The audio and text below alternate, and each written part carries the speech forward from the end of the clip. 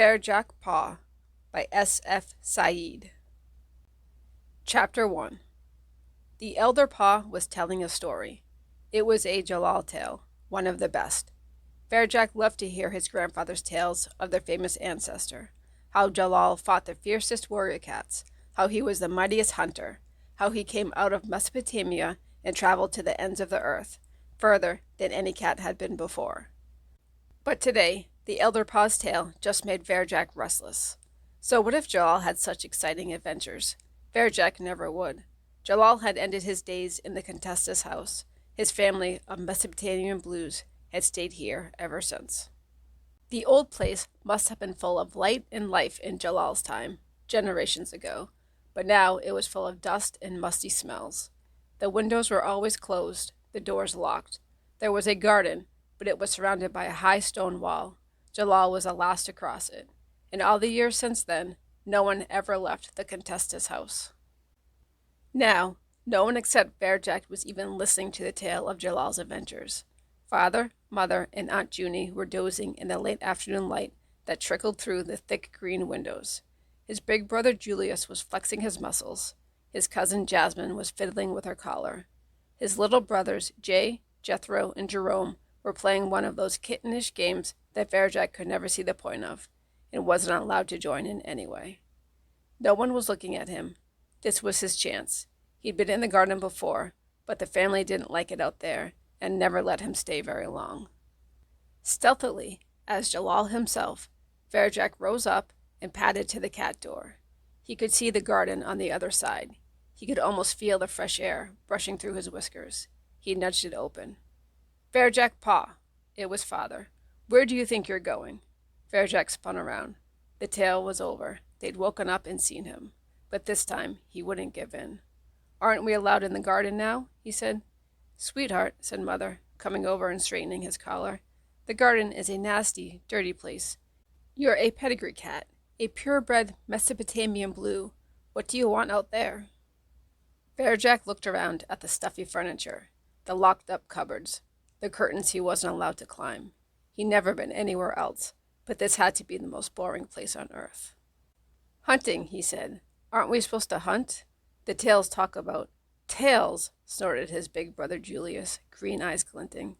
It was said that their ancestor Jalal had green eyes. Everyone in the family had them. Everyone but Varjak Paw. "Tales are for kittens," scoffed Julius. Cousin Jasmine giggled. Varjak bristled. "Jalal was a long, long time ago," said mother, smoothing and grooming Varjak's silver-blue fur until he wriggled away. "Anyway, Jalal came to live in the Contessa's house for a good reason. The tales also say there are monsters outside, huge monsters called dogs, so fierce that even people fear them." She shuddered. "No, we're lucky that the Contessa loves us and lets us live here." "The Contessa loves some of us," interrupted Julius. Varjak knew what was coming, and worse, he thought it might be true. "When I was a kitten," boasted Julius, "the Contessa was down here every day. She used to let me play in her lap. She made a fuss at me. But now she only ever comes down to feed us. And sometimes she doesn't even do that. In fact, we've hardly seen her at all, since that funny-looking Varjak was born." Cousin Jasmine giggled again. This time, Varjak's little brothers, Jay, Jethro, and Jerome, joined in. "It's because of his eyes," added Julius, "the color of danger. A Mesopotamian Blue whose eyes aren't green. It's an embarrassment." That did it. Julius was bigger than him, and older, but Varjak couldn't help it. He faced up to Julius, fur rising with anger. "I don't believe you," he said. "You're a liar." "Varjak," said father, "that's no way to talk to your brother." But Julius said, "Whine, whine, whine," sneered Julius. "Listen to the little insect whine." "Julius, you shouldn't tease him so much," said father. "The Contessa's upstairs because she's ill, nothing more.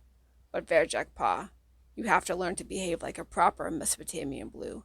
We're noble cats, special cats. We don't run around calling each other liars. We don't talk about disgusting things like hunting.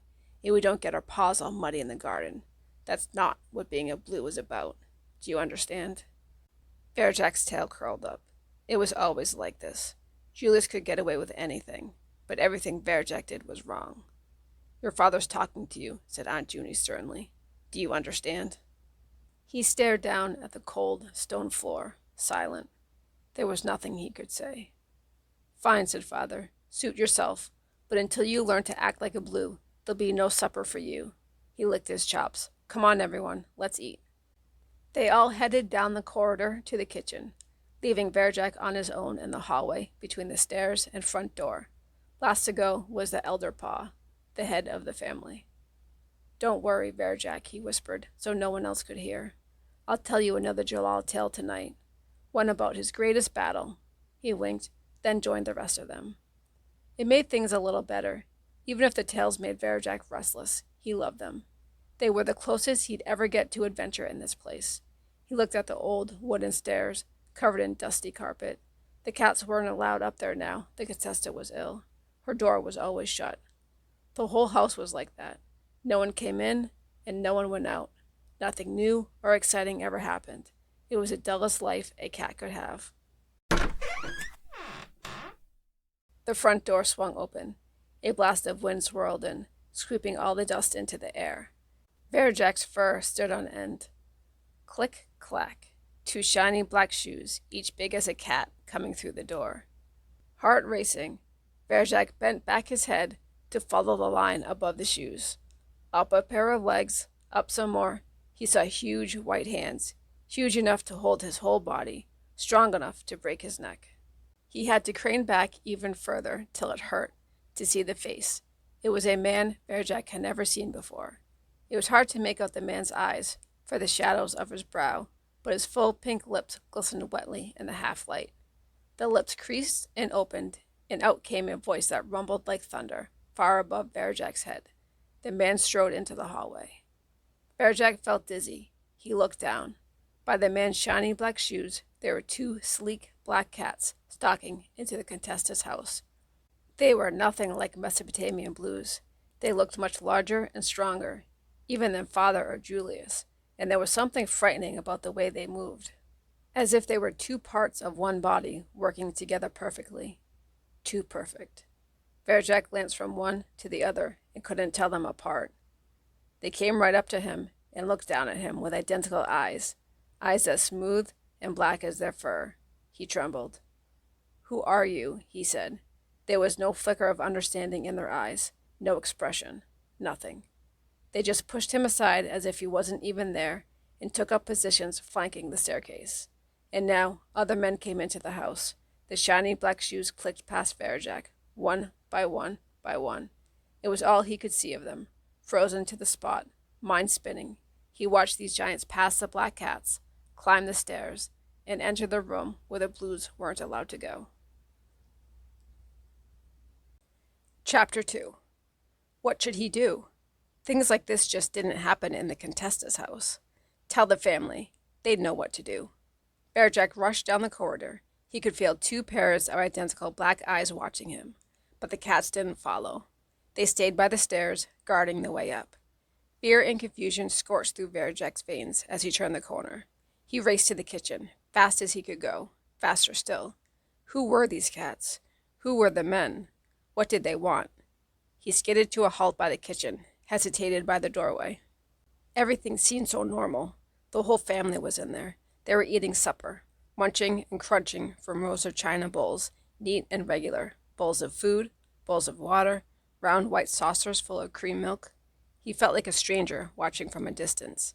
They looked so grand, with their perfectly groomed silver blue fur, their green eyes, their tidy little collars around their necks. "So you're ready to behave like a proper Blue," said Father. "Very good." "Have you washed your paws?" said Mother. "There are cats," shouted Varjak. "There are black cats in the house, and they—" "Varjak," said Mother. "They came with a man."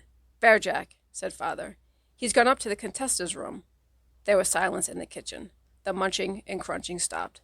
They all watched him, one great green accusing eye. "I just don't understand him," muttered Father. "Why can't he be like everyone else?" "You haven't washed your paws, have you, sweetheart?" said Mother. She came over and started scrubbing. Varjak bit his tongue. No one believed a word he said. It wasn't fair. In the middle of his family, he felt friendless and alone. "Come and eat with us, Varjak," said Cousin Jasmine. "The food's ever so nice." Jasmine's voice was cool and smooth, like milk in the morning. "I don't want to eat," he tried to explain. There are black cats in the house.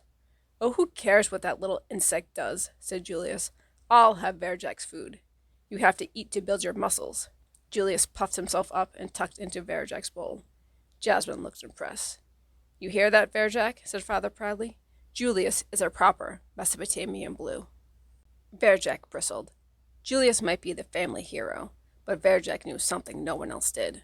Something important. How could he make them believe him? On Jalal's name, I swear it's true, he insisted. The cats are guarding the stairs right now. I looked into their eyes. He shivered at the memory. They're all black. Enough, yelled father. That's enough of these tales. He spat out the word tales with particular disgust.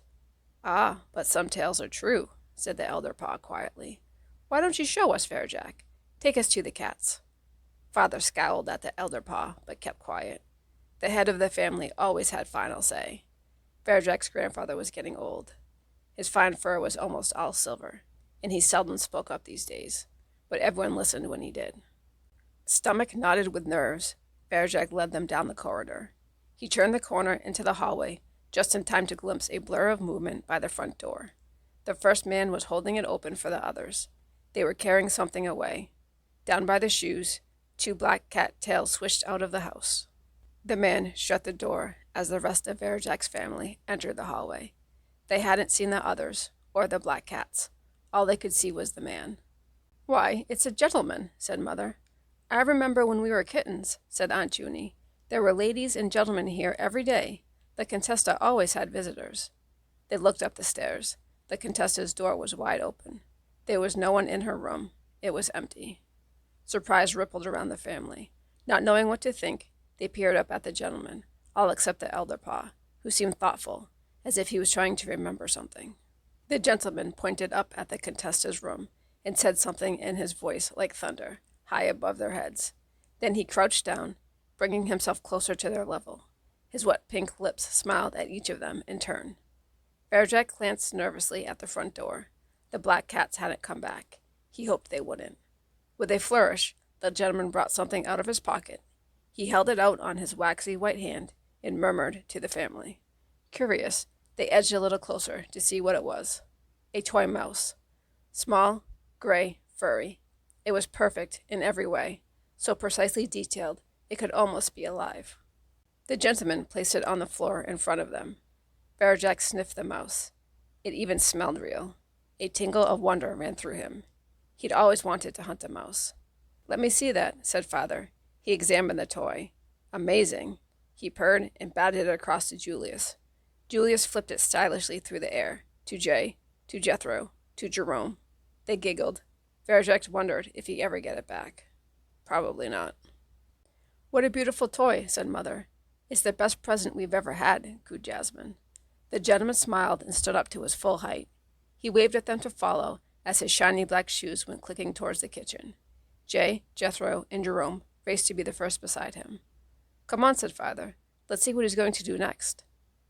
In the kitchen, the gentleman was spooning something into their bowls. It was an oily black paste with a sharp fishy smell. Varjak's nose wrinkled at it. He said. That's caviar, whispered Mother. The rarest, most expensive food in the world. Treats like this are only given to the finest pedigree cats, purred father. The gentleman knows how important we are. The man put the bowls back on the floor, heaped high with fishy food, and beamed down at them. His pink lips glistened as the cat started to sniff the caviar. He nodded, turned, and left the kitchen, smiling all the way. What was all the fuss about, Varjak? Said father, the moment he was gone. And the black cat nonsense. I'm calling a family council, interrupted the elder Paw. Now. Everyone is to attend, even the kittens. But elder Paw, protested father, eyeing the bowls of caviar. Family council is only for emergencies. It's now, repeated the elder Paw. Now, in the front room. The elder Paw strode away. Varjak glanced anxiously at father's face. It was twisted with speechless rage. Chapter 3. The family council is now in session, declared the elder Paw above the hubbub in the front room. Mother, father, and Aunt Junie were whispering to one another, huddled together on a rug so old it had lost its pattern and faded away. Julius and Jasmine were sitting behind them, nodding seriously, as if they were grown-ups too. Jay, Jethro, and Jerome were fighting over the toy mouse, trying to push each other into the flames of the antique fireplace. At the elder paw's words, they all settled down. Varjak was sitting quietly on his own at the back, but his mind was burning. This was his first family council. From the Contessa's red velvet armchair where he stood, the elder paw began to speak. The family tales tell us that when our ancestor Jalal came out of Mesopotamia, he wandered the earth for many years before finding a home with the Contessa. Generations of paws have lived in this house since Jalal's time, but those days may be coming to an end. I believe the Contessa is dead.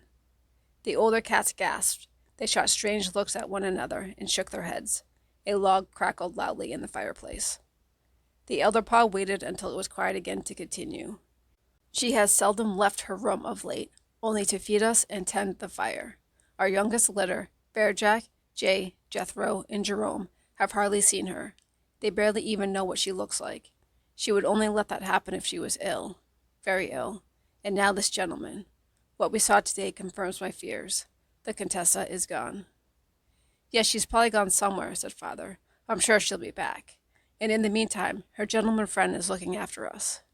He is not her friend, said Elder Paw. I remember him. He came to this house years ago, before any of you were born. He and the Contessa had a terrible argument. He wanted to take us away, but she wouldn't let him.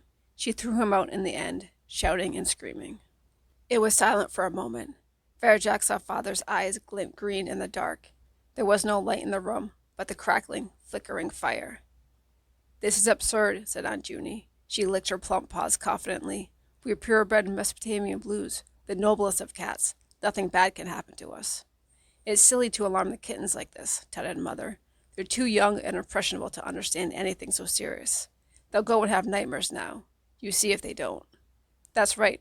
Father arched his back and stood up. I don't understand the problem. The gentleman is feeding us better than the Contessa ever did. But why is he being so nice to us, said Elder Paw. Fancy food, presents, it's too good to be true. And what about those black cats who gave Varjak a scare? We all know about Varjak and his tales, declared Father. No, I see nothing to worry about. I don't believe in those cats. I don't believe the Contessa is dead. And I don't believe this is the same gentleman the Elder Paw remembers. He must be getting confused in his old age. There was a murmur of agreement around the room. Varjak couldn't stop himself. He had to speak. I saw the men carry something away, he said. It could have been the Contessa's body. Varjak, hissed Mother. That really is too revolting. She turned to the Elder Paw. You see what you've done? But it's true, said Varjak, and so are the cats. They're— Shut up, you stupid insect, snarled Julius. We're the only cats in the Contessa's house, and this is grown-up business, not kitten make-believe. Everyone started to shout at once. The flames roared louder and higher in the fireplace. Listen to me, demanded the Elder Paw, struggling to regain control. We need to make a plan. If things change in this house, we will have to go outside. Elder Paw, cried Mother, what can you be thinking of? Everyone knows the world outside is full of monsters. At least here we're safe from dogs. But we don't even know what dogs are, said the Elder Paw. This house is the only world we know. And this house is the only world we need, said Aunt Junie. The Contessa is fine. Everything will go on as before. Listen to me, pleaded the Elder Paw. He stepped down off the armchair and into the middle of the room. Father squared up to him. No, you listen to me for a change. His fur bristled. Maybe it's time for someone else to make the decisions in this family. The room was completely still now, except for the raging fire. Shocked at what he was seeing, but unable to look away, Varjak watched the two of them intently. Everyone did. Father began to circle the Elder Paw, wordless and menacing. He bared his teeth. He looked twice as big, twice as fierce as normal. His shadow danced across the Elder Paw's body in the firelight. He hissed and strode forwards. The Elder Paw backed away. Suddenly he looked tired and old, very old, like the threadbare rug on which he stood. I'm just saying we should think. That's enough, blazed Father. This council is over. He turned to face the family. Let's go. There was a rumble of support around the room. Varjak's throat felt dry. He couldn't believe how fast it had happened. One moment, the Elder Paw was in charge. The next, it was all over. Purebred Mesopotamian Blues, croaked the Elder Paw. The family of Jalal. Is this what we sunk to? The council, spat father, is over. Chapter 4. The moment the grown-ups had left the room, Julius turned to Varjak. I know why the Contessa is not here, he said, digging a claw into the toy mouse. It's because she can't stand to look at Varjak's eyes. Jasmine, Jay, Jethro, and Jerome all stood by Julius's side. No one stood by Varjak's side. He was alone and boxed in by the Contessa's empty armchair. Poor Varjak, said Cousin Jasmine, but she was smiling as if it was some joke. Why do you always pick on him? I'm sure he'd rather have green eyes like everyone else. Because they're different, said Jay. The color of danger, added Jethro. He's not one of us, concluded Jerome. Varjak ignored them. He didn't even look at them, staring instead into the fire. The Contessa's not here because she's probably dead. Didn't you hear the Elder Paw? That's enough, insect, snapped Julius. No one asked you. And how dare you speak in family council? You're a disgrace to the name of Jalal. Julius's tail thudded menacingly on the rug. Very slowly, Varjak looked up and met his big brother's eyes. His own tail started to thud. Is that supposed to scare me? Sneered Julius. He towered over Varjak. His claws came out. So did Varjak's. Fight! Fight! Fight! Jay, Jethro, and Jerome crowded around the two of them. Jasmine watched grooming her fine, silver-blue fur. Varjak shook inside, but he didn't show it, didn't back off. He'd never had a real fight, and he knew he didn't stand a chance against Julius. But it was as if something inside him was rising up, something old and strong and buried deep. Who did Julius think he was? Julius, darling, he's only a little kitten, cooed Jasmine, in her milk-in-the-morning voice. He's not even a proper Mesopotamian Blue, said Julius. He stared at Varjak with devastating green eyes. His pupils were thin slits of scorn, mocking, challenging, daring Varjak to move first. Varjak couldn't. He couldn't even hold the gaze. It was too strong, too sure of itself. Whatever it was that had risen up within him had gone. He turned away and backed down. It was over. Julius had beaten him with just one look, as father had beaten the Elder Paw. In the fireplace, the flame sputtered and died. You're the cause of all this trouble, said Julius. Apologize for what you've done. I'm sorry, croaked Varjak. The words were like hot coals in his mouth. And don't ever do it again, or I'll break every bone in your body. Varjak sloped away from the front room. Humiliation scorned his cheeks. A disgrace to the name of Jalal. That hurt the most. He didn't care what Julius thought, but Varjak had always felt close to his ancestor, always loved the tales. He couldn't bear the thought of being a disgrace to him. You wait, he said to an imaginary Julius in his head. You just wait. One day I'll show you. There was no one in the hallway. It didn't matter if he was caught going out into the garden now. Things could hardly get any worse. Varjak went up to the back door, nudged the cat flap open, and slid silently out. The garden was a dark, gloomy place, full of gnarled old trees. They'd been back on themselves, grown inward, and locked together, making a tangled net of knotted wood. It was hard to see the sky through them. Beyond the trees lay the stone wall that enclosed the Contessa's house and garden. It was so high that no one in their family could imagine climbing it, even Varjak, who could sometimes make it halfway up a curtain before mother or father shouted him down. He drank in the cold night air, peered at the massive wall, the tangled branches, and thought he could see a thin white whisker of moon up there, far, far above. Varjak? It was the Elder Paw. He was on his own, at the bottom of the garden, by the crumbling roots of a dying tree. Varjak padded over to join him. I'm sorry, Elder Paw, he said. It's my fault, everything that happened. But it's true about the black cats. I swear on the name of Jalal it's true. His grandfather smiled sadly. I know that, he replied. And it's not your fault, not a bit of it. It's them. They don't even want to think anymore. They sat in silence together in the shadow of the wall. Are you still going to tell me the tale of Jalal's greatest battle? Said Varjak after a while. Against Celia of the North? Not tonight, said the Elder Paw. I'm afraid there are more important things to tell you first. You're still young, but I don't think we have much time. You're the only one who'll understand.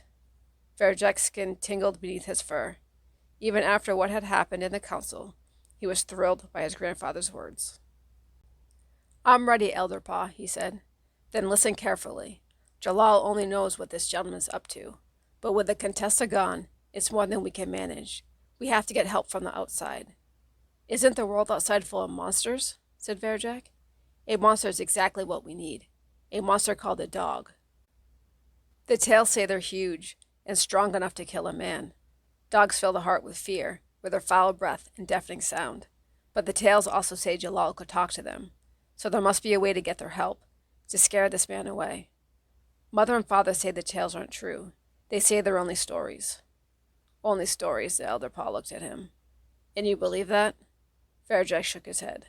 "No." "Good. Because I'm going to tell you a family secret now. An old one. It goes right back to the beginning." Varjak's mind raced. This was the first he'd heard of any secret. "Is it about Jalal?" he guessed. The elder Paw smiled in the dark. "It is indeed. Everyone knows the tales of Jalal, but his way is a mystery, known only to a few. The way of Jalal, this was something Julius and the others knew nothing about, and the elder Paw was telling him and no one else. The way," said the elder Paw, "has been passed down through the ages from paw to paw. Much of it has been forgotten over the years, lost and corrupted through time. Now only fragments remain. Perhaps the way will help us talk to dogs. Perhaps not. I do not know it all, and I fear I won't have long enough to teach you the parts I know. But it's all we have left." Varjak felt strangely disappointed. Now he knew there was a family secret. He wanted to know it all. What was the point of a secret which was lost? Still, something was better than nothing. "Tell me more, elder Paw." "Come closer." Varjak bent towards him. Closer. He leaned over, so his ear was by the elder Paw's mouth. "There are 7 skills in the way of Jalal," whispered the elder Paw. His breath was warm in the cold night air. "We only know 3 of them. Their names are these: slow time, moving circles, shadow walking." He recited the skills slowly, in rhythm, like poetry. "Learn these words and pass them on in turn." "Slow time," said Varjak. "Moving circles, shadow walking." He rolled the words over his tongue like a new taste. Again. "Slow time, moving circles, shadow walking." His fur pricked at the strange sounds. "Never forget this. Keep the way alive, Varjak Paw." Varjak nodded. The words, Jalal's words, were safe in his head. He would always remember them. The back door swung open. Varjak and the elder Paw looked around. The gentleman was standing there, and by his shining black shoes there were 2 sleek black cats. Chapter 5. The temperature seemed to drop. Varjak shivered. "I don't like this," whispered the elder Paw. "I don't like it one bit." The gentleman pointed at them across the garden. He crouched down to touch the collars on the black cats' necks and whisper something into their ears. Then he turned and went back inside, leaving Varjak and the elder Paw alone with his cats. Varjak's fur bushed out with fear as the cats came slowly, deliberately, across the grass towards them.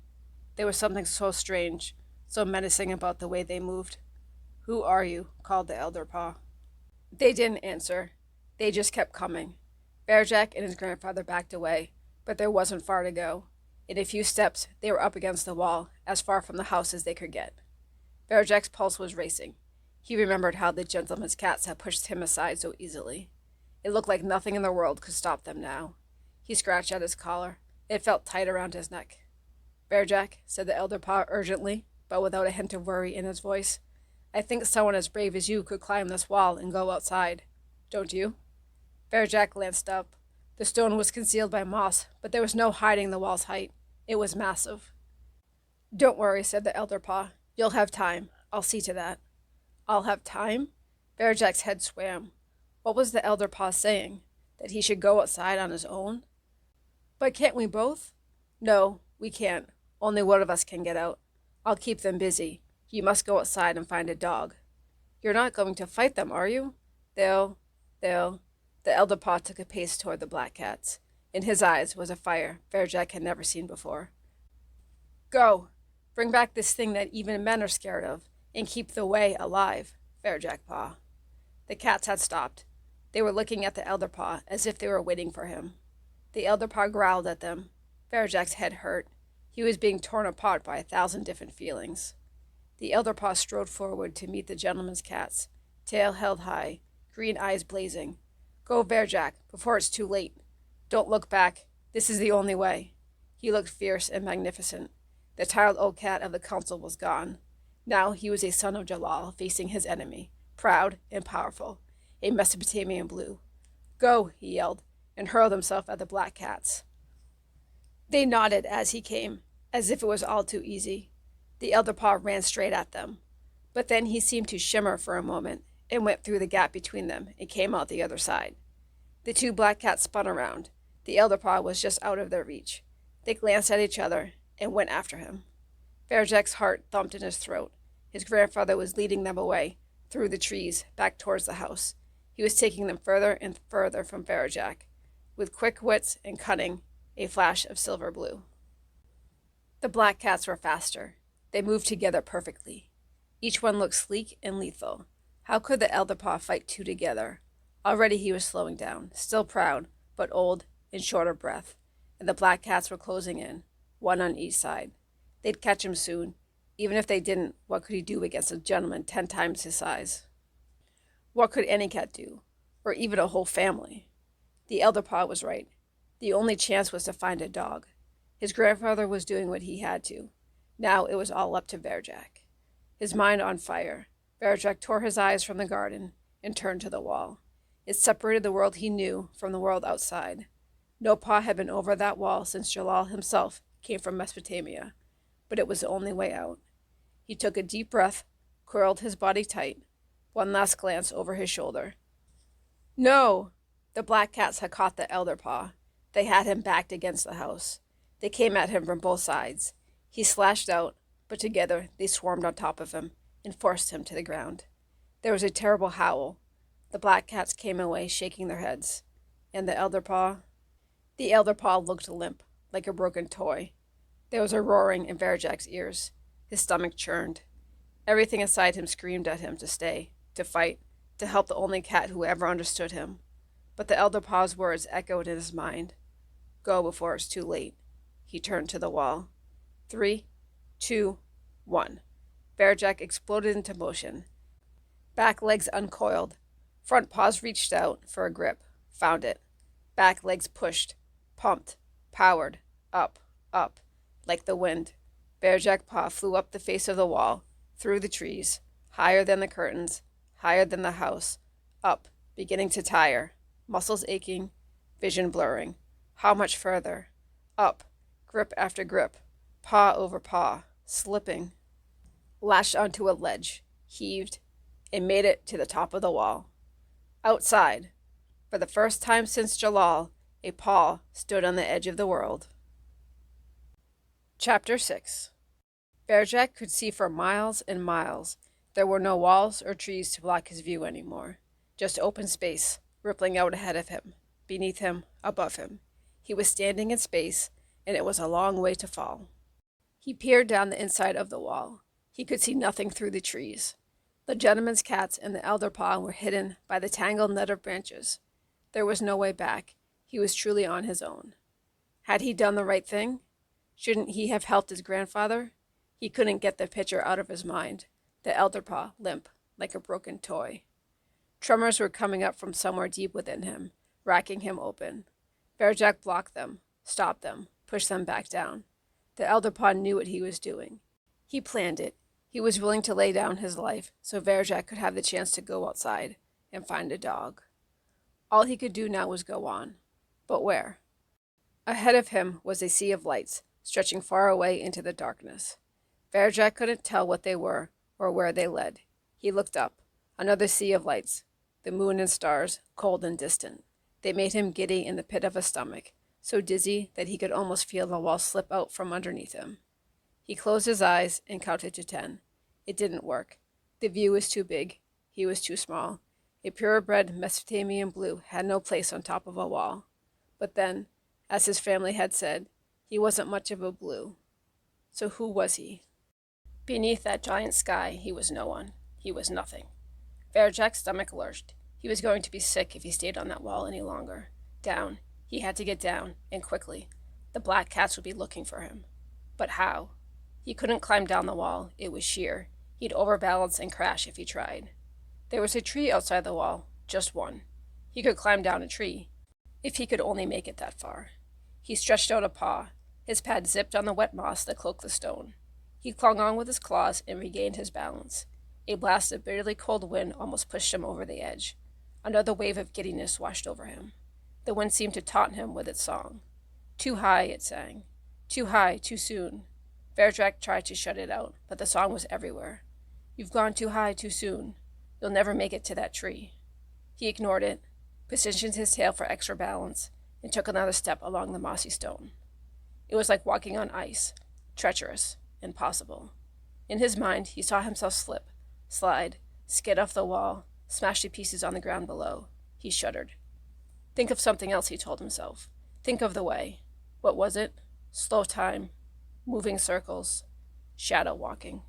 Varjak staggered towards the tree. Too high, whistled the wind. Slow time, he yelled back. He wasn't going to let the wind beat him. Moving circles. He wasn't going to let the wall beat him. Shadow walking, because he was Varjak Paw, and he knew the way. Varjak walked the wall like he'd been walking walls all his life. He was light and springy on his paws. It worked. The way actually worked. He wasn't dizzy anymore. He didn't feel sick. I'd like to see Julius do this, he thought. Now he just had to step onto a tree, and he could climb down easily. He'd done the hard part. Varjak grinned and pounced onto the nearest branch. Crack. Falling. Didn't test it. Stupid. The wind whipped into his face as he fell towards the ground. He closed his eyes, and everything went black. Chapter 7. Varjak dreamed. He dreamed he was walking by a river in the heat of the night. Zigzag trees swayed in the warm breeze. The air smelled like cinnamon and tasted of ripe dates. He looked up. The stars were different. They sparkled big and bright in a brilliant sky. An old cat with silver blue fur like starlight walked beside him. He looked like a Mesopotamian Blue, but he wore no collar, and his eyes were amber like the rising sun. Welcome to the land of your ancestors, said the old cat. Welcome to Mesopotamia. Mesopotamia? Where Jalal came from? Jalal the Paw? Yes, indeed. This was his home in olden days. Varjak's pulse beat a little faster. Did you know Jalal? He said. And if I did? Then I'd ask you questions. Are the tales true? Could he really talk to dogs? And what would he think of me?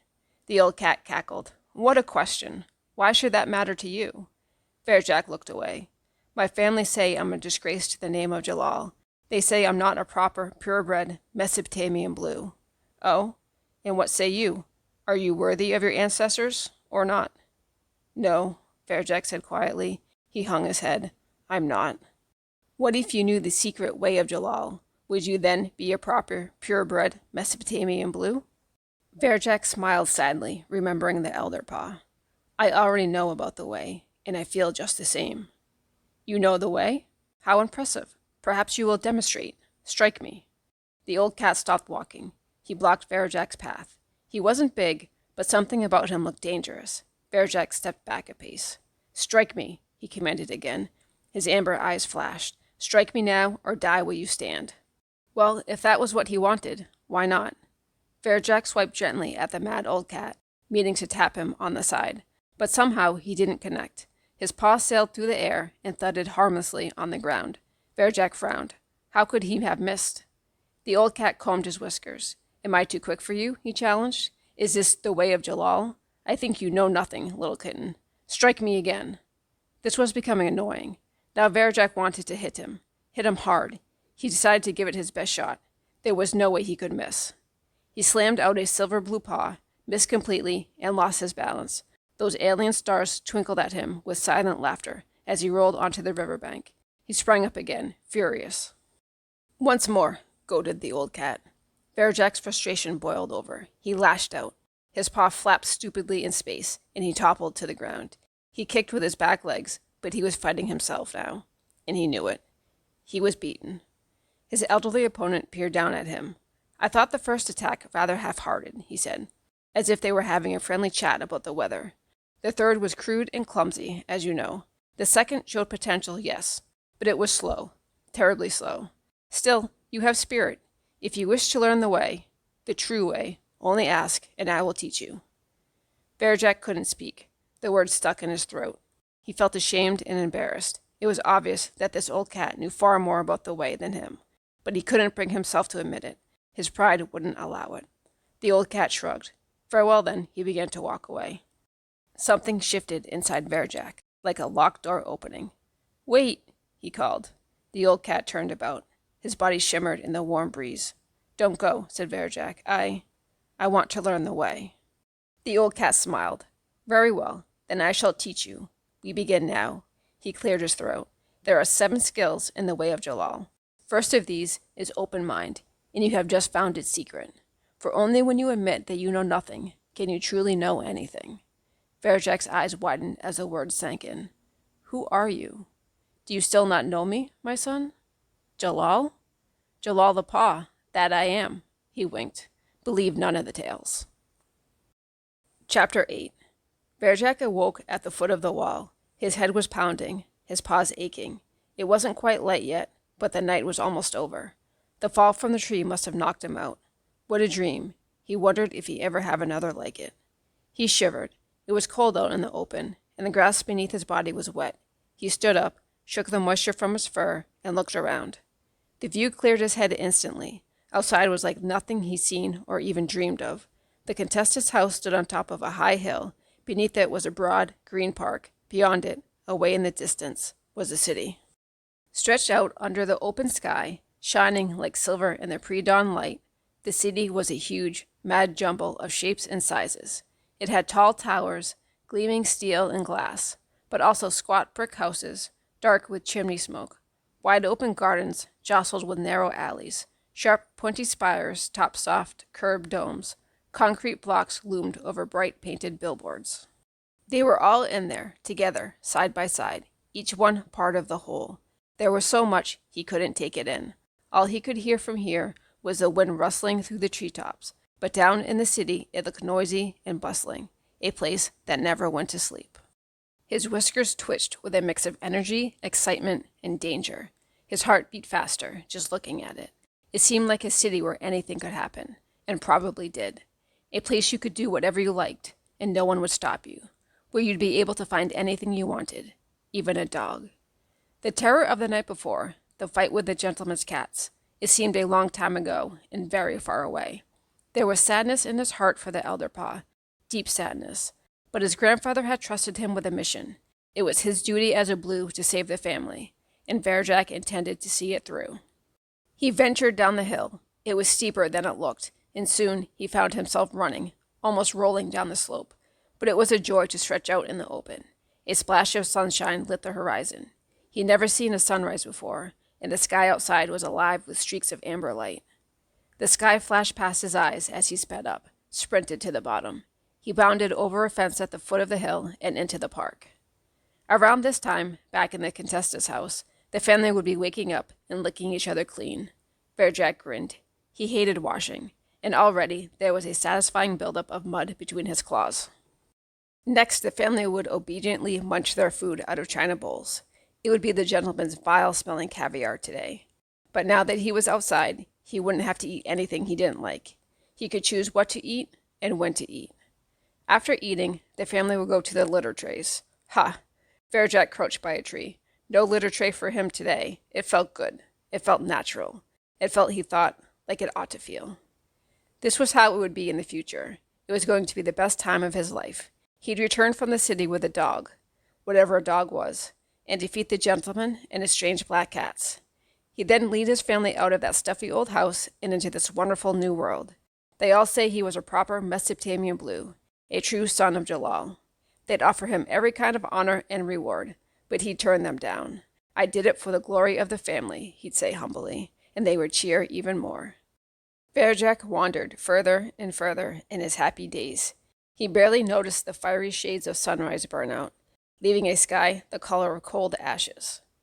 A violent sound cut through his thoughts. It was like shrieking and roaring at the same time, and it scared him. The sound came from a black road that circled the park in the distance. He crept towards it, ears pressed against his skull, and then he saw them. It was a column of fearsome monsters. They were roaring down the road, roaring at each other and everything around them. Huge monsters made of metal with sharp edges all around. They had yellow eyes at the front and red eyes at the back. They moved on round black wheels which turned so fast it made Varjak dizzy, and they belched a trail of choking smoke behind them in the wind. Could these be dogs? What were the Elder Paw's words? These monsters were big enough to kill a man. Their breath was foul. Their sound was deafening, and they filled his heart with fear. This was it. He was sure they were dogs. He'd found them. A hard, tight ball of terror formed in Varjak's stomach. How was he supposed to talk to these monsters? They didn't look as if they'd stop for anyone, let alone a kitten. As he edged closer to the procession of metal beasts, all his happy thoughts about the future faded like a false sunrise. Slow time, moving circles, shadow walking. He shook his head. How were these words supposed to help? Why had the Elder Paw trusted him with such an impossible mission? Why hadn't he chosen someone older and stronger? Someone like Julius. Julius might know what to do with the dog. Varjak did not. The quest was too hard. It was impossible. The ball of terror in his stomach turned into a heavy lump of despair. A drop of rain splattered on his shoulder. Varjak grimaced. He hated water on his fur. At home, he would rush in through the cat door as soon as the weather changed. If only he could do that now. He glanced at the high hill behind him. He couldn't see the house from here. A gust of wind sliced across his face. The sky darkened. A storm was coming. He could feel it. Shelter. That was what he needed. Once he was safe from the storm, he could think about dogs. But there was no shelter in this wide open park. There were only trees, solitary trees with no leaves swaying in the wind. They wouldn't keep him warm and dry. The sky darkened. The wind cut through his coat. Varjak could clearly see each blade of grass, each fallen leaf, trembling alone before the storm. Shelter. He had to find shelter, and fast. Rain came down from the darkening sky, thick, wet rain that dripped into his fur, weighing him down with water. He tried to shake it off, but once it started, the rain kept coming. His family were right. Outside was no place for a cat. It was no place at all. In the distance, behind the naked, shivering trees, he glimpsed something that he'd missed before, a small wooden hut, a shelter. He fought his way towards it. The rain whipped into his eyes. The wind pushed him back one step for every two he took. The ground was turning into a churning sea of mud. His paws slipped and sloshed wildly. Varjak fell into a pool of oozing mud. Dark, dirty water seeped out of his mouth. He was covered in brown and green slime. He could feel it squelching all around him, soaking into his skin. The wind howled at him like a wounded animal. Too far, it howled. You've gone too far.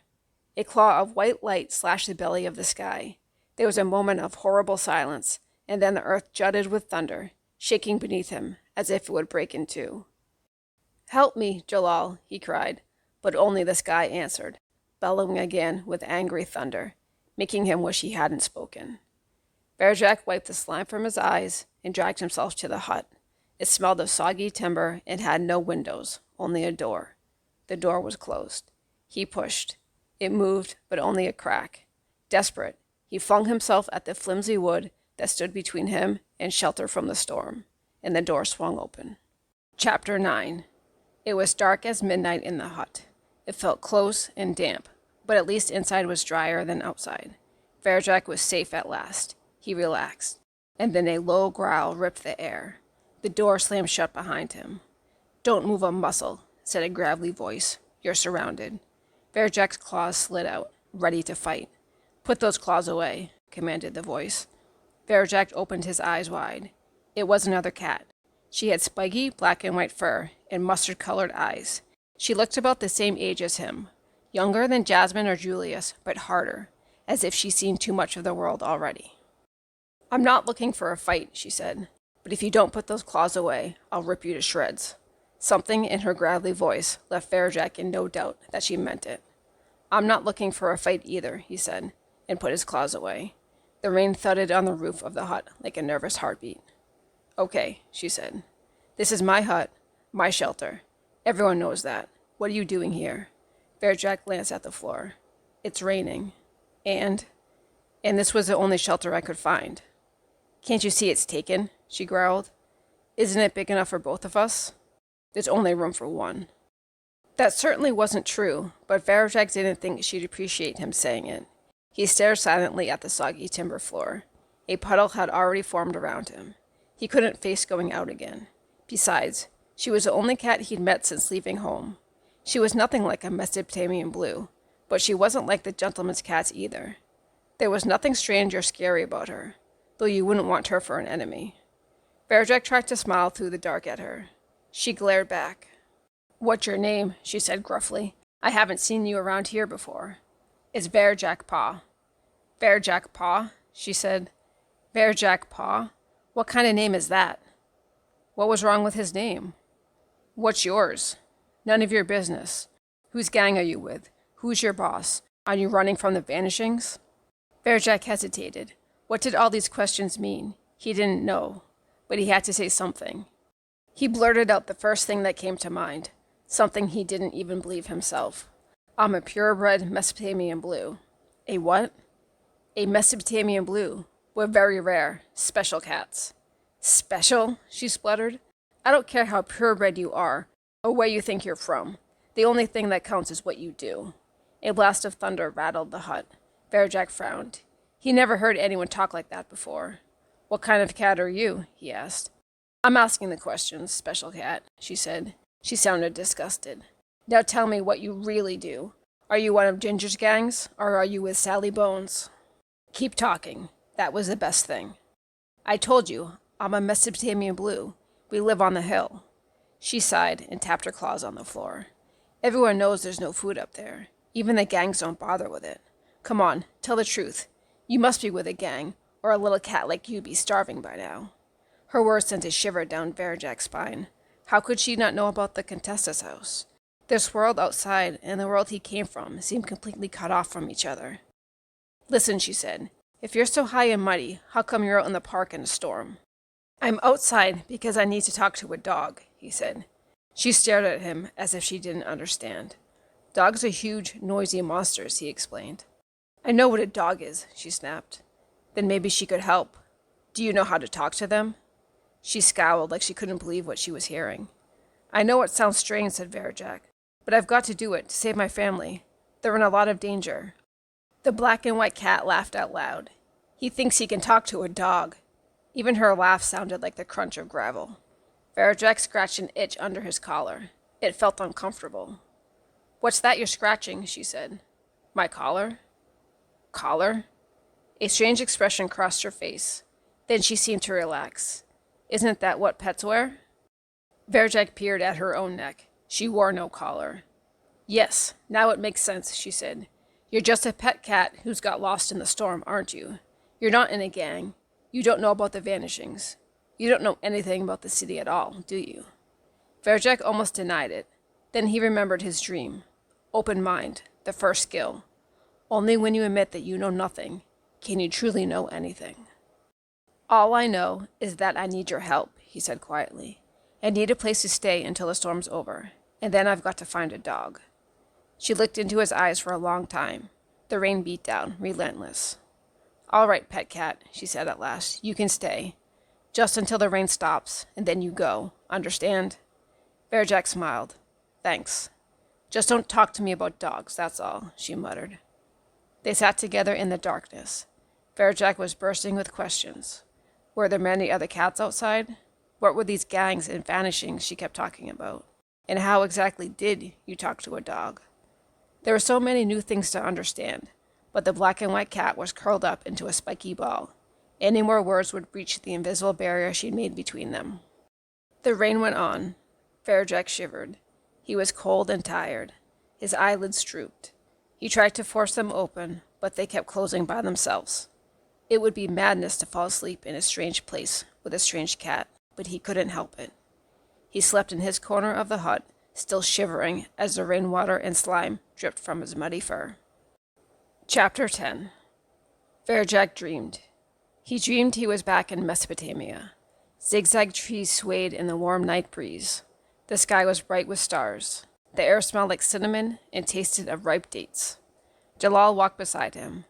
"Can you teach me how to talk to dogs, Jalal?" "What kind of trees are these?" said the old cat abruptly. "Trees?" "All around us there are trees. Perhaps you have noticed?" "The zigzag trees," Varjak nodded. "So what kind of trees are they?" Varjak Paw. Varjak bit his tongue. Jalal wasn't talking about dogs, and Varjak had no idea about the trees. He didn't want to disappoint his ancestor, but what else could he do? I don't know, he admitted. Jalal stopped walking and placed his paws squarely on the earth. Awareness, he said, the second skill. If you are to survive in this world, you must be aware of everything in it, whether you need to find food, fight an enemy, or even talk to a dog. Before you do anything, you must know what you are dealing with. Assume nothing. Be sure of the facts. Open your senses. Spread them wide like a net. Observe the world, what it looks like, what it sounds like, even what it tastes like. The air tastes like dates, suggested Varjak. It does indeed.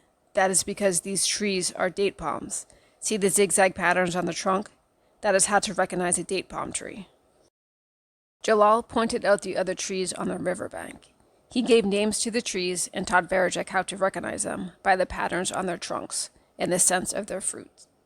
Varjak stored the knowledge carefully in his mind as they stood under the palms, practicing awareness for a timeless time. Again, Jalal always said. He was a stern teacher. Again, and then at last, enough. I never knew there was so much in the world, said Varjak. That is because until now you have only used a small part of your potential. The rest is locked within you. But you are capable of anything, my son, anything at all. Each sense is like a fine web that goes out into the world. Your whiskers can detect the slightest changes in the air, the smallest movements. Your nose can scent fear. Once developed, your awareness can even feel danger and tell you when you are being watched. Jalal's ears suddenly pricked up. He dropped into a low crouch. Listen, can you hear it? Varjak listened to the peaceful Mesopotamian night. He could hear nothing unusual. Pay attention, said Jalal. Near the top of the range, there is a scratching, squeaking, chirping noise. It comes from the edge of the water. Can you hear it now? Varjak closed his eyes and concentrated. There it was, just as Jalal said. I hear it, but what is it? Breakfast, said Jalal. Chapter 11. Hey, Varjak heard the gravelly voice as if from a great distance. Hey you, poor Jack, or whatever your name is. Wake up. He opened his eyes. Once again, the dream was over. He was back in the soggy timber hut in the middle of the park. He was cold, wet, and hungry. Did you say something about breakfast? He groaned. He heaved himself up and scratched his ear. A trail of dirty water trickled out. Breakfast? Said another voice. Varjak looked to the door. It was open. A comfortable-looking cat with shaggy, chocolate-brown fur sat there. I haven't heard that word for a long time, she said. Remember breakfast, Holly? The spiky, black-and-white cat, called Holly, shook her head. Did you find anything? She asked. Not a sausage, but looks like you have. The new cat winked at Varjak. Where'd you dig him up? Mind your own business, said Holly. She turned to Varjak. The storm's over. It's time to go. He peered through the door. It was night again. It looked freezing out there. He had a memory flash. The sky bellowing with thunder. He couldn't stand to be alone so soon. Have a heart, Holly, said the chocolate-brown cat. Look at him. He's obviously not dangerous. She smiled at Varjak. My name's Tam. Don't you mind Holly here. She's in a bad mood right now, but her bark's worse than her bite. That's enough, snapped Holly. Varjak looked into her eyes. They were a sharp mustard color. So are you going to help me find a dog? He asked. A dog? Said Tam. Her eyes were wide and round like saucers. Why? I need to talk to one. Talk to a dog? Tam whispered. I know it's difficult. Her shaggy coat shuddered. It's worse than that. Do you have any idea what you're saying? Don't listen to him, Tam, said Holly. He doesn't know anything. Yes, I do, said Varjak. Go on. Tell Tam what your name is. She smiled. I'm Varjak Paw, he said, with all the dignity he could muster. It's a noble name. I'm a Mesopotamian Blue. There was a hush for a moment, and then Tam started to giggle. Holly grinned. A what? Said Tam. Mesopotamia. It's where my family's from. Sounds weird, said Tam. Where is it? Varjak scratched his head. I don't exactly know, he admitted, but haven't you been there? I've only ever dreamed about it. They both laughed this time. The strange thing was Varjak didn't mind. It wasn't like being bullied by Julius. These cats were so different from his family.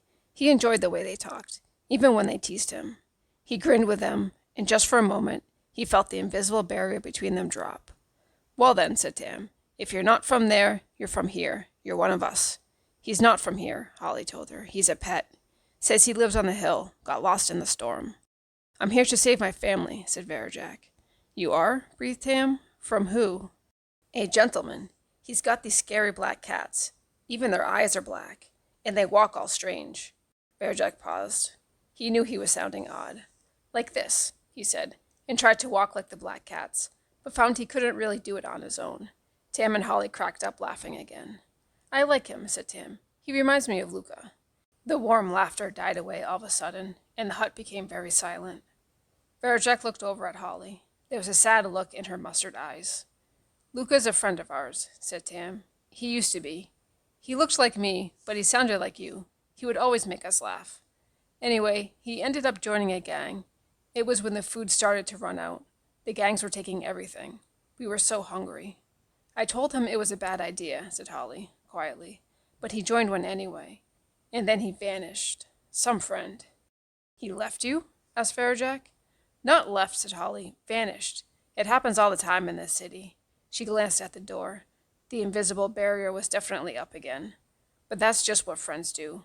They're not worth having." "Why not?" Varjak thought he'd give anything and do anything for a friend. Nothing could be worth more. "Because they let you down.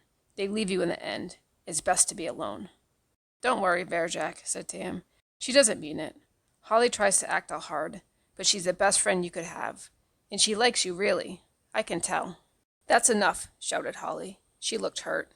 "If you two are such good friends now, why don't you just go off together?" She stalked away, out of the hut, into the park. She was going. Varjak followed her. He had a strange feeling, like something important was slipping through his paws. "Wait," he said. "Don't follow me," she growled, as she padded off, tail held up, spiky and solitary. An unapproachable cat. "Oh no," said Tam, hurrying after her. "I shouldn't have mentioned Luca. I ruined it. Holly, wait for me." She scuttled away into the night, and Varjak Paw was alone once again. Chapter 12. Varjak walked in the other direction. He shivered as he walked.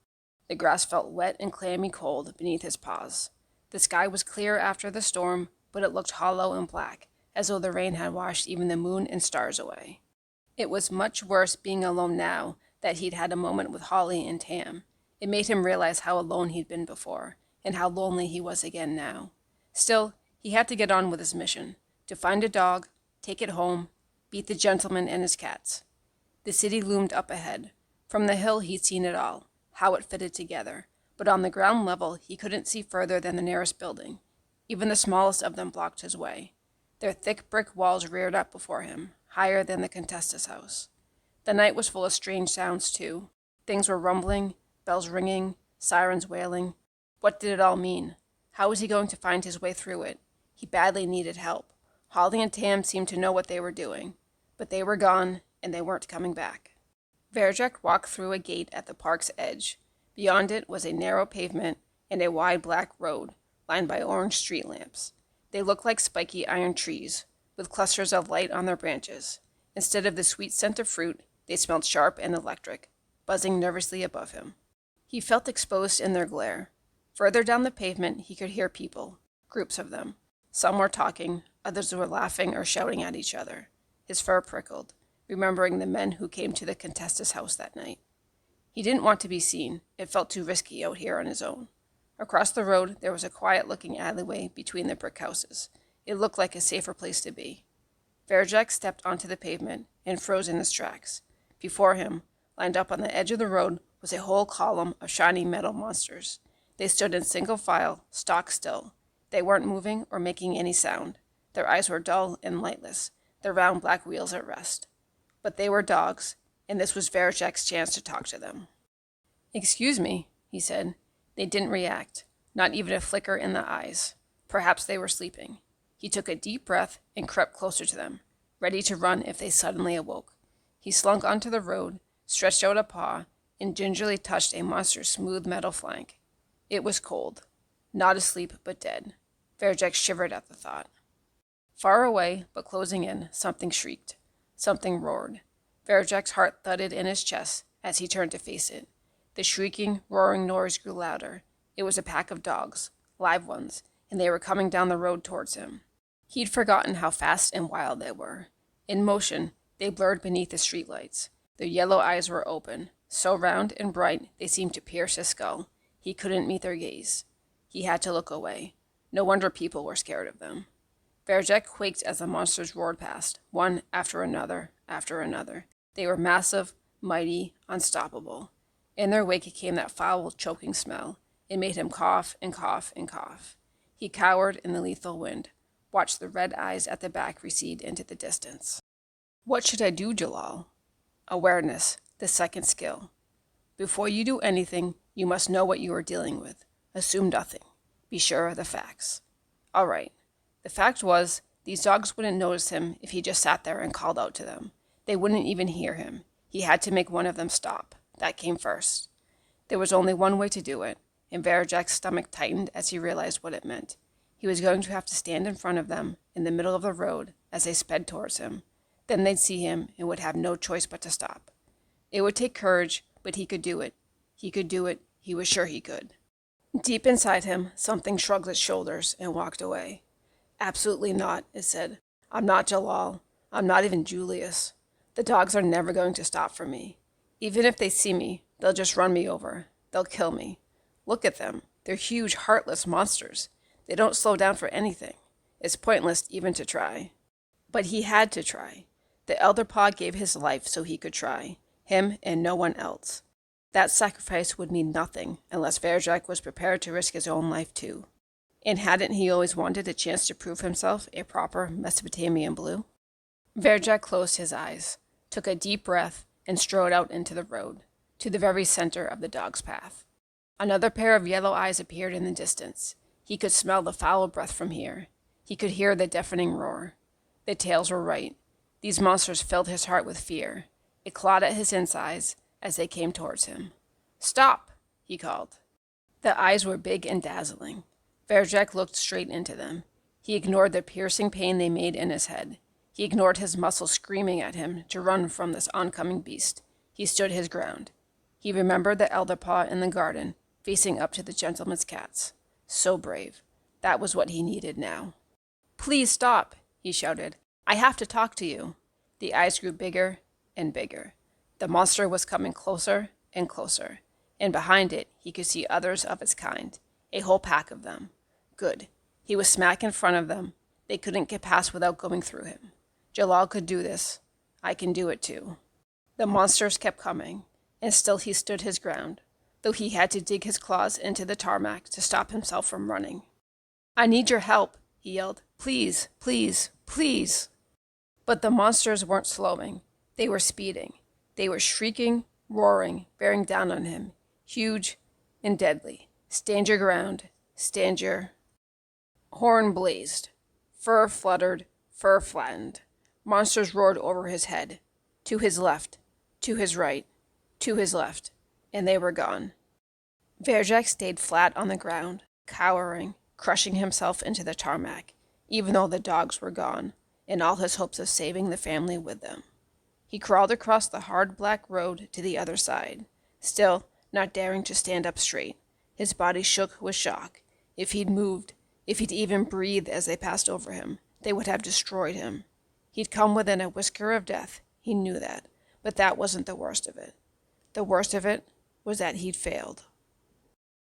Chapter 13. Varjak's head hung low.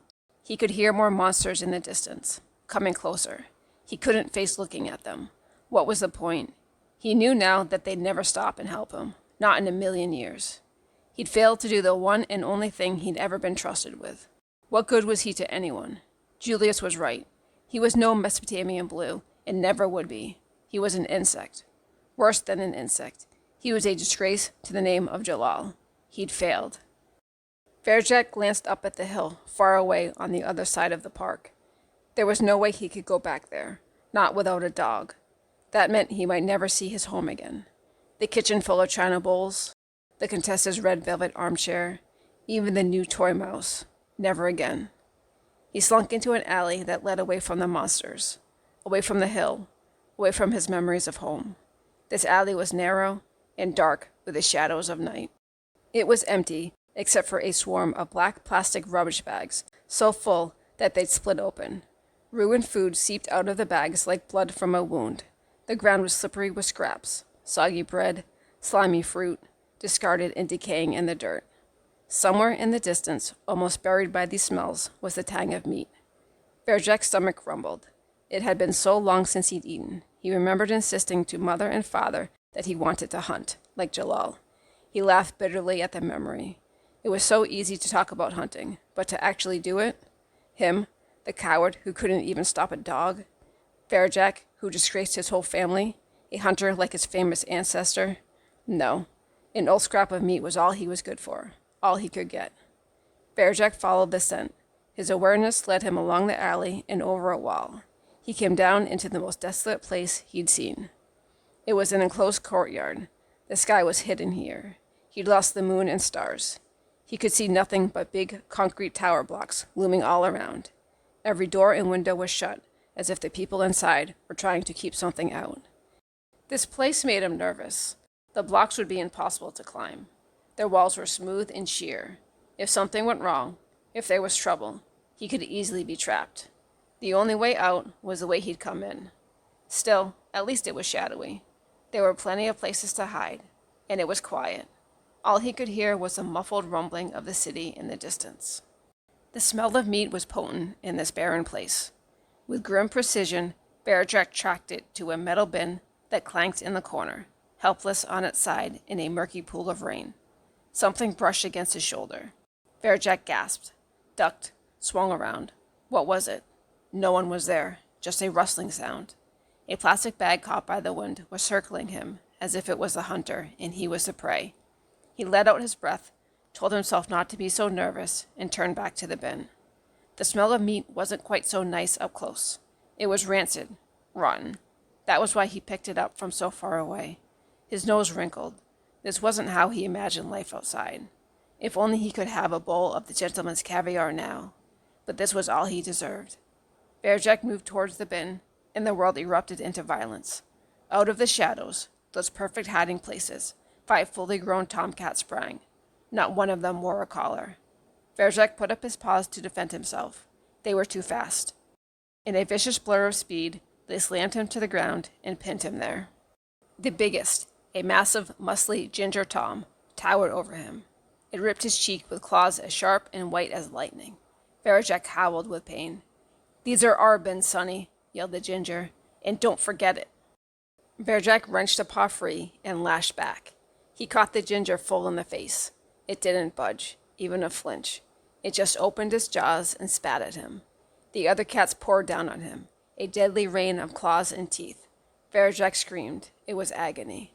"What do you know about the Vanishings?" demanded the ginger. It was as big as the gentleman's cats. "What Vanishings?" gasped Varjak. "Don't pretend." Claws raked across Varjak's side. Bony paws pummeled his head. He clenched his eyes tight and curled into a ball. Off in the distance, he could hear a siren wailing. This was it. This was the end. He was going to die alone in this lifeless, concrete place, and no one would ever know. A sense of relief washed through him. He was glad it was over. He didn't want to live anymore. He didn't deserve to live, not after he'd let everyone down. Already it seemed very far away, like it was happening to someone else. His body felt cold and weightless, as if from a great height, through a curtain of pain, he could hear voices talking. He wondered vaguely whose they were. "Leave him alone, Ginger," a gravelly voice. "Well, look who it is. A friend of yours, is he, Holly?" "Leave him. He doesn't know anything." "Ha! He'll learn." Something crunched into Varjak's ribs. Purple pain seared through his body and faded into black. Chapter 14. Down in the darkness, Varjak dreamed.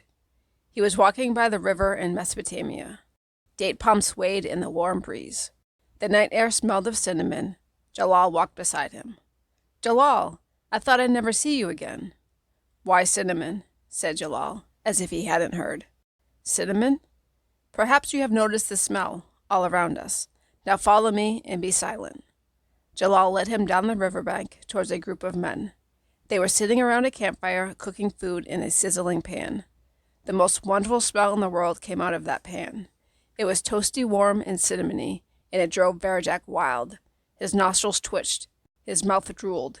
He was starving. A couple of fat, sluggish cats circled the fire. One of the men tossed him something from the pan. Varjak beamed at Jalal. Obviously, they were going to join them. He was going to get some of that delicious-smelling food. Jalal shook his head. Those are not true cats. They have forgotten how to hunt. They are scavengers, trapped here by their own greed. They have become slaves to the people. They might as well be dead already. Varjak blushed with shame, remembering that scrap of rancid meat he wanted so badly in the city. But what if you're hungry and there's nothing else, he said. Jalal's eyes blazed amber like the rising sun.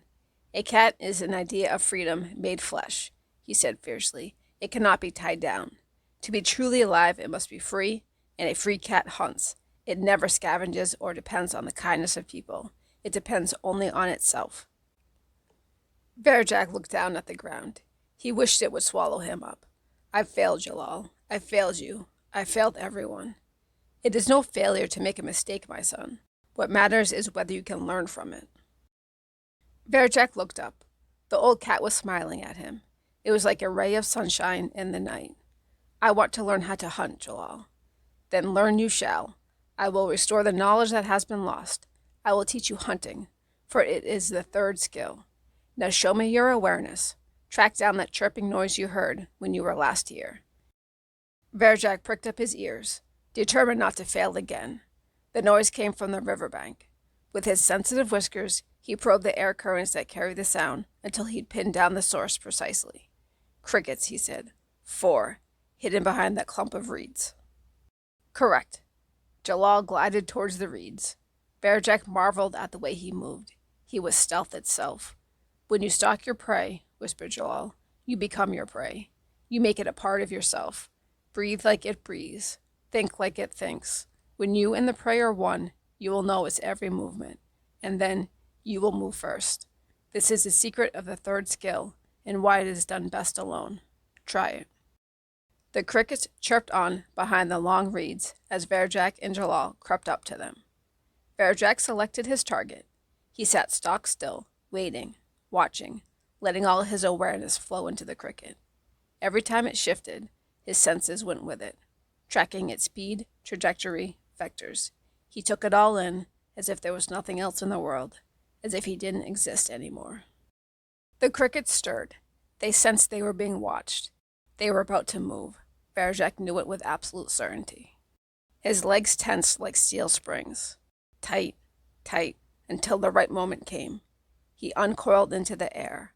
Claws slid out smoothly, pinning the prey, forcing it down to the ground. He opened his jaws, prepared to sink his teeth. Enough! Enough! Jalal was shouting. Varjak released the stunned cricket. What had he done wrong now?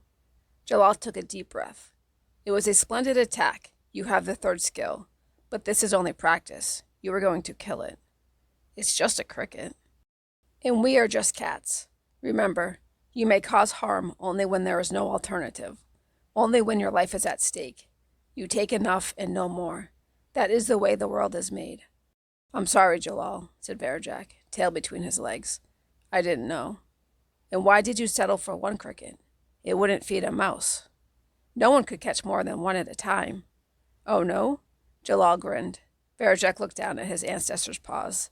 The other 3 crickets were right there, wriggling on the ground. Now pay attention, said Jalal. This is how it is done.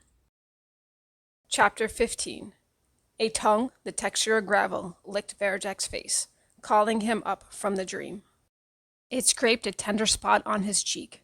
Blinding colors burst out in his head. He opened his eyes a crack. A black and white blur swam into view.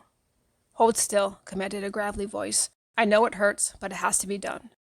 Varjak closed his eyes and thought of Mesopotamia, of Jalal, of that delicious cinnamon food he hadn't eaten.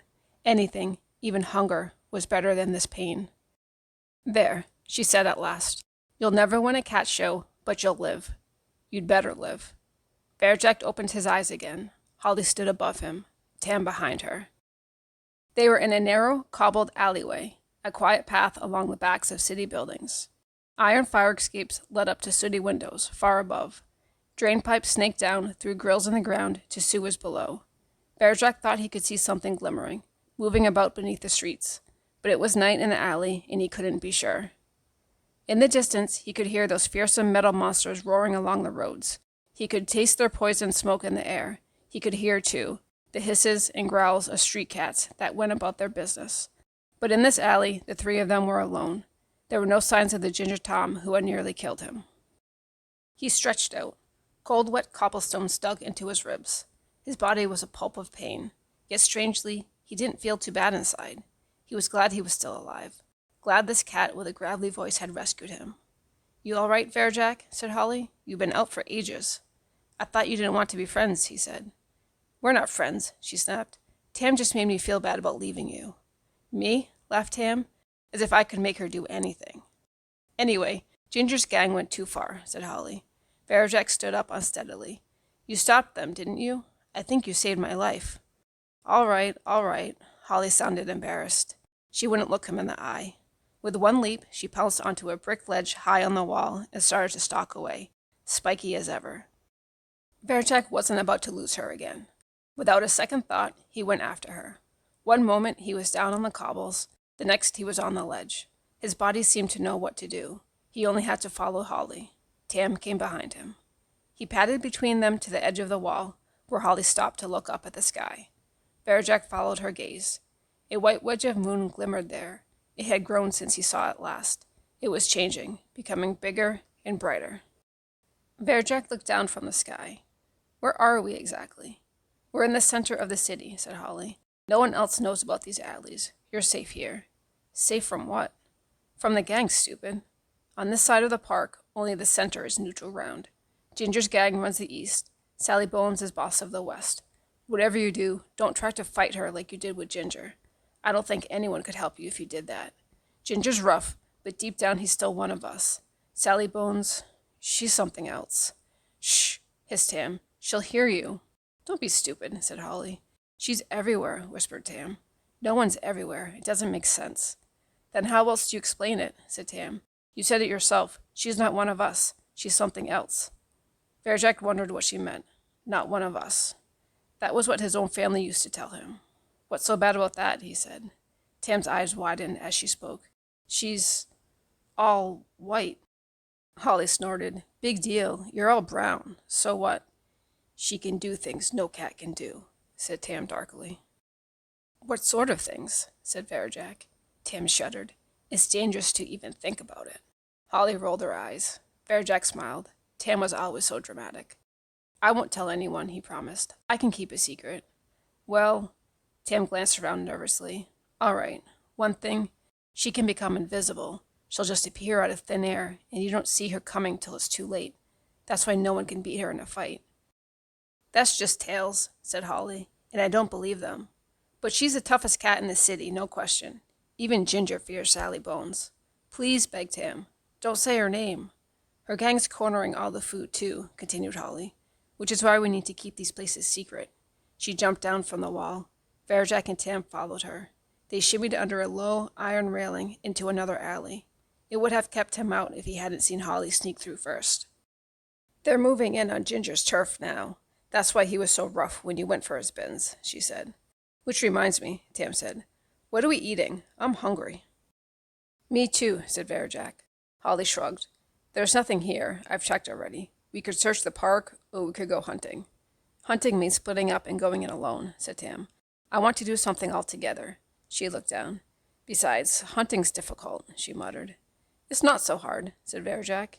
"You?" said Holly, scurrying up to him. "You know how to hunt?" He wasn't sure. He felt like he did, but he'd only ever hunted in a dream. "I think so." Holly laughed. "You either can or you can't, and I've never met a pet who could." She stared at Tam. "Plenty of street cats can't." "Just because you know a lot," said Tam, "doesn't mean you're great. I'd rather everyone loved me than be some boring know-it-all." "But I do love you, Tam," grinned Holly. Her mustard eyes sparkled with mischief. "You do?" said Tam suspiciously. "Of course I do." Holly sounded very sincere. Tam relaxed and smiled.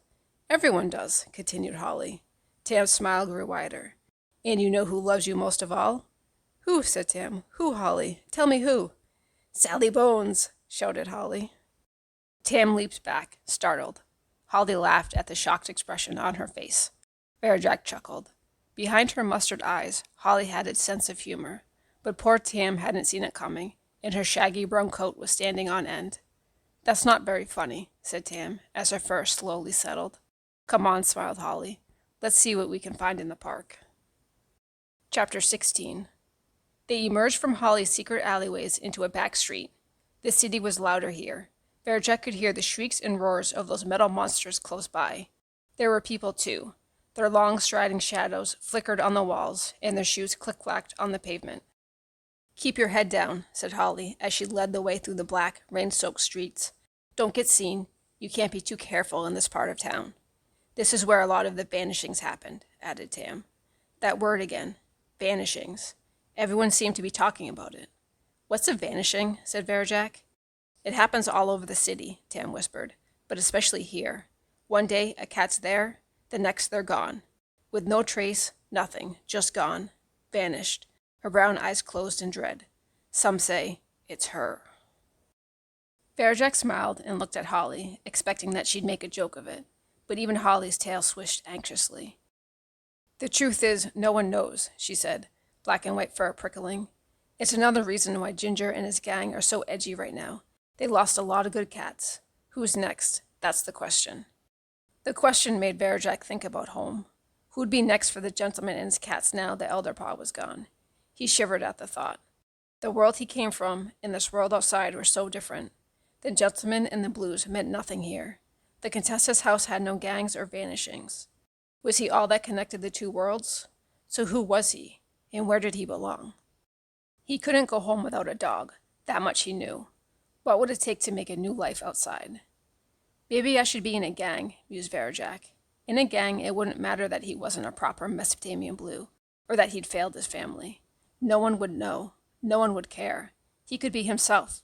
He could be part of something. He could even have friends.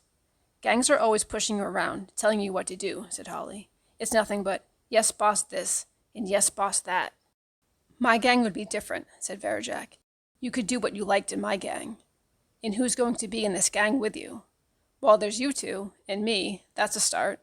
"Sounds fun," said Tam. Holly laughed. "You think so? And what about the small problem that one of our gang doesn't have a clue what he's doing?"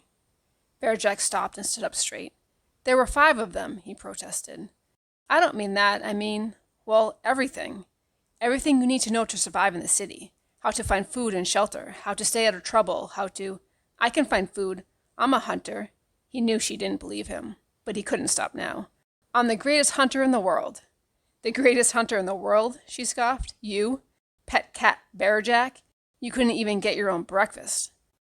But Varjak wasn't listening anymore. Stung by Holly's words, he followed his senses down a turning off the street. He was going to show her. "Why are you so mean to him?" said Tam. "It's obvious he can't hunt, but there's no need—" "I haven't finished yet." "Hey, Varjak, come back. You're not safe on your own. Where are you going?" "To get my own breakfast," he growled. He could hear the buzz of streetlights, the roaring of the dogs, the rumbling of the city that never stopped. But above all this, he could sense something else, something close, drawing him on. He followed it into the shadows, further from the lights. "Come back here," shouted Holly, his eyes slowly adjusting to the dark. Deep down the alleyway, he glimpsed a soggy mound of paper and boxes. He could smell food, salty, fishy, oily, but that wasn't what had drawn him. His awareness started to tingle. There was something else. It was as if he was being watched, not just by Holly and Tam, but by some part of the darkness, with eyes as black as shadow. He let his awareness flow out. What he sensed was cold and odd, something not quite alive, but not quite dead either. He frowned. It felt wrong. "Varjak Paw, it's dangerous down there. Come back right now." It was Holly. He turned, hushed her, and turned back, the tension rising within him. But that strange sensation was gone, leaving no trace. Had he just imagined it? All this talk of vanishings was getting to him. Puzzled, he probed the shadows again with his whiskers. Motion. This time he felt motion, out there in the dark. What was it? Hidden behind the rubbish, something small and sleek was moving. A mouse. It was only a mouse. He let out the tension and grinned. That must have been it all along. Nothing more than a real, live, and very breakfast-sized mouse. So this is it, he told himself, your big moment, your first prey. This is not a toy. This is not a dream. It's real, and it's happening now. Don't move, not till it's in range. Don't even breathe. Here. Here it comes. It thinks it's safe. Hunting, the third skill. When you stalk your prey, you become your prey. Varjak's senses went out to it, tracing its tiniest movements, merging it with his mind. The mouse came closer, closer. His paw shot out, slapped the mouse's head hard, stunned it, held it down. Jaws closed around its neck. Teeth sank in, lethal bite. Varjak gasped. He had killed for real, and it was like killing a part of himself. I'm sorry, he thought, beginning to shake. I'm sorry, but I have to eat. Enough and no more. That is the way the world is made. He stooped and gently picked up the body, his first kill. He gave silent thanks and crunched into his breakfast. It was strange. On the outside, it looked and even smelled like that toy mouse back in the Contessa's house. But as soon as he bit into it, he knew this was something new. It tasted so different to anything he'd eaten before. Real food, fresh and warm. It satisfied him completely. Did you see that? Said Tam. Did you see the way he did it, Holly? Bam! It never had a chance. I saw it, said Holly. Wasn't it something? Beamed Tam. Where did you learn to do that, Varjak? Will you teach me? Actually, he admitted, this was the first time. Holly nodded. I thought it might be. Still, I've seen worse. A lot worse. She winked. Maybe you're not as useless as you look, Mr. Paw. Varjak smiled. He'd never have to rely on people again. He was a hunter now. He had the third skill. Tam's nostrils twitched. What's that smell? She said. Varjak and Holly sniffed the air. The alley curved away into complete darkness, and that salty, fishy tang was coming from a place they couldn't see, further down. The scent reminded Varjak of the gentleman's caviar, another thing he'd never have to eat. It smells great, said Tam. I'm going after it. I wouldn't, warned Holly. We're too near Ginger's turf. You don't want to risk it. Wait for the park. Tam licked her chops. At least it's not her territory. And it smells so good, Holly. There's no one else around. It'll be okay. Come on, Varjak. Let's eat. You really like that smell? He said. It's already dangerous here, said Holly. I'm not going any further. You killjoy, muttered Tam. Holly knows best. Holly always knows best. It's true, I do. Well, I bet there's nothing to eat in the park, said Tam. So there. She was right. The park had been picked clean already. They could find no food at all. They came away hungry, except for Varjak Paw. Chapter 17. In his dreams that night, Varjak was back in Mesopotamia. The date palm swayed in the warm breeze, and the cinnamon smell of cooking filled the air. He looked down at the river where the moon and stars glimmered, so big and bright he could almost bite them. This river is called the Tigris, said Jalal. One day I will show you more of the Tigris, for it can teach you much. But tonight we must practice the fourth skill, slow time. The old cat seemed to shimmer for a moment. Varjak blinked, and the shimmering stopped. What was that? Slow time, said Jalal. I can move faster than you can see. Varjak's eyes widened. Slow time was a skill that Elder Paw had talked of. Slow time, moving circles, shadow walking. Teach me, Jalal. Slow time begins with breathing, explained his ancestor. First of all, you must learn to breathe. Count your breaths. In, out, in, out. You see? You breathe fast and shallow like most cats. Breathe more deeply. Yes, use the whole of your lungs. Good. Now count. In, 2, 3. Out, 2, 3. In, 2, 3. Out, 2, 3. They sat by the rippling Tigris, breathing slower and slower. Slower, said Jalal. In, 2, 3, 4. Out, 2, 3, 4. Very good. Slow the stream of your thoughts. Once you are in slow time, everything will seem to slow down around you, but you will be fast. You will be faster than anything. Varjak looked up at the Mesopotamian sky. He could see the starlight bending across vast distances of space and time. A strange energy pulsed through him. His body felt light like light itself. The slower you go, the faster you are, said Jalal. You feel it? You slow yourself down. The energy throbbed in Varjak's belly. Jalal's voice sounded like it was stretching, melting, radiating in every direction. Do not be alarmed. This is slow time. Now practice the skill. Chapter 18. I'm starving, grumbled Tam. Late the next night, back in their alleys, the three of them sat on a high brick wall together, thinking about food. My belly's shrinking. I can feel it. Me too, said Varjak. That mouse was good, but it was only a mouse. You're right, said Holly. This is getting serious. It's time for drastic action, and I've got a plan. She looked Varjak up and down. First of all, though, you've got to look normal. Tell me, Mr. Paw, are you ever planning to clean yourself? Varjak shook his head. He was outside. He didn't have to wash. At home, Mother was always washing me. I hated it. You're not at home now. Here she goes, sighed Tam. I don't have to do anything I don't like, said Varjak. You can do what you want, agreed Holly. But look at you. The people will notice. They'll think you're wild, and they'll take you away. Varjak inspected his coat. She was right. He was filthy. The fine silver blue fur was completely caked with grime. I like it, he said, rather pleased with himself. Plus, she added, you stink. He didn't respond. I'm sorry, but you really do. Varjak looked to Tam, but even she was silent this time. Okay, he grumbled, reluctantly licking his paws. You sound just like Mother sometimes. He stopped after a few licks. Is that better? Holly looked him calmly in the eye. I'm not saying this to annoy you. I'm saying it because it's dangerous to look so dirty. You'll draw attention to us all, and you ruin my plan. Now do it properly, or I'm off. Varjak snorted, but resumed his cleaning. If you're a blue, whatever it is, you should be proud of how you look, she coaxed. We are the noblest of cats, he muttered through a mouthful of mud. But the old boast rang hollow in the city. Would any of his family rescue a stranger? The elder paw, perhaps, but not the rest. So who was more noble, the blue, or the spiky street cat who saved his life? The question bothered him. It turned everything he believed on its head. So he pushed it out of his mind and concentrated on his cleaning. All right, said Holly at last. That'll do. Varjak's fur was a dull gray color. It looked very ordinary. It didn't look like the coat of a Mesopotamian Blue anymore, and he liked it that way. Now the collar, she said. You can't be a street cat with a collar. Come here. This was more like it. He'd always hated that thing around his neck. Holly gnawed at the collar. He was vulnerable, balanced on top of a wall, with her sharp teeth just a bite away from his throat. But he trusted Holly. She'd rescued him. She was his friend. There, she moved back. Varjak wiggled his shoulders, and the hated collar fluttered down. It fell through the bars of a metal grill and disappeared in the sewers beneath the city. Now he was just another street cat, with no ties, no family, and no home. Good, said Holly. You're one of us. If we run into them, that's what you say. Run into who? Said Varjak, though he knew the answer already. He grinned. Not that big, bad Sal. Please, cried Tam. You don't know what you're saying. This isn't a joke, said Holly. She sounded serious. Varjak stopped grinning.